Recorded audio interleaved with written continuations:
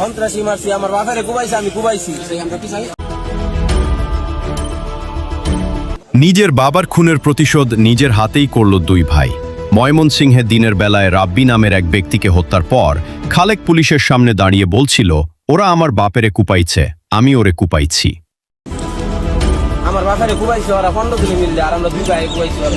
সন্ত্রাসী মারছি আমি, চাঁদাবাজ মারছি, ভালো মানুষ মারি নাই তো। খালেকের দাবি, তার বাবার উপর হামলার পর বাড়িঘরেও আগুন ও লুটপাট করা হয়েছিল। সন্ত্রাসী মারছি, বাবা মানুষ মারি নাই।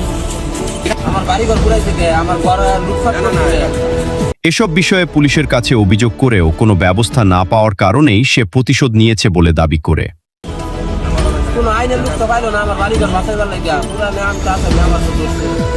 সে বলতেছিল, কি করব বলেন, আমি তো ইনোসেন্ট মানুষ, কিন্তু কেউ আমার বাবার সাথে এমন করলে তাকে আমি ছেড়ে দিব না। আর পুলিশ যদি বিচার করতে না পারে তাহলে নিজেই বিচার করতে হবে।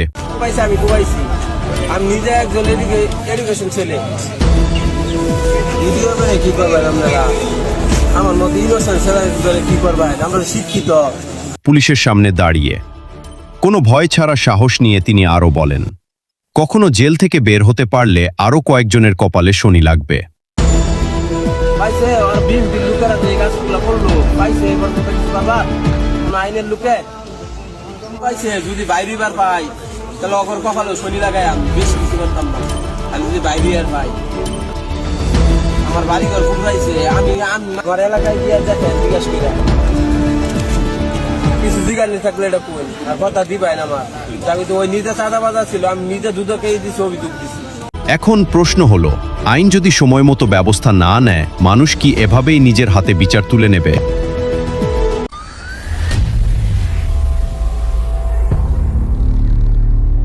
এতক্ষণ হট নিউজের সাথে থাকার জন্য ধন্যবাদ।